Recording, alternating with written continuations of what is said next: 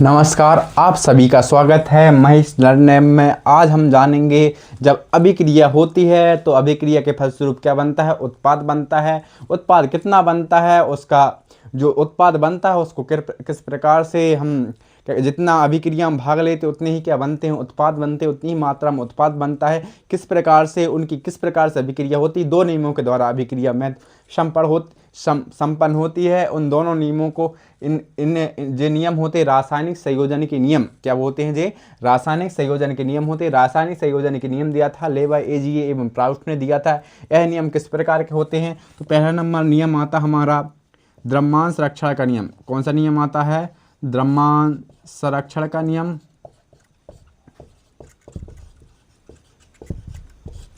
दूसरा नंबर आता हमारा स्थिर अनुपात का नियम। कौन सा नियम आता है, स्थिर अनुपात का नियम।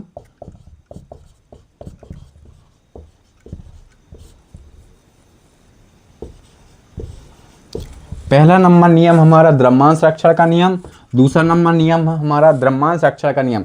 चलो, पहला नंबर नियम हमारा द्रव्यमान संरक्षण का नियम, दूसरा नंबर नियम स्थिर अनुपात का नियम। चलिए मैं एक एक प्रोसेस से बात करता हूँ। पहला नंबर द्रव्यमान संरक्षण का नियम।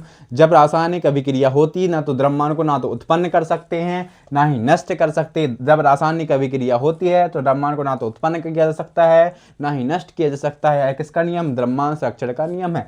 दूसरा नंबर नियम स्थिर अनुपात का नियम। जब यौगिक का निर्माण होता है, किसका निर्माण होता है, यौगिक का तत्व मिलकर क्या बनते हैं, यौगिक बनते हैं।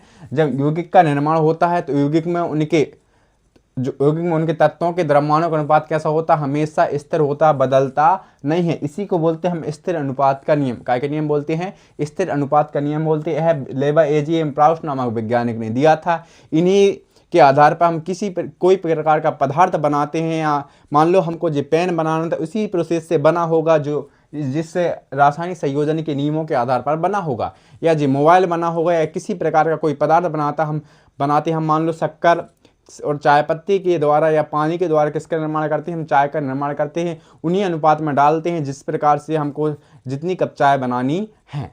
तो आई होप आप समझ गए होंगे। वीडियो पर बने रहने के लिए सबका धन्यवाद, और वीडियो को लाइक, शेयर और सब्सक्राइब करना ना भूलें ताकि इसी प्रकार की वीडियो आपको मिलती रहें। तब तक के लिए जय हिंद, जय भारत। मिलते हैं नेक्स्ट वीडियो में।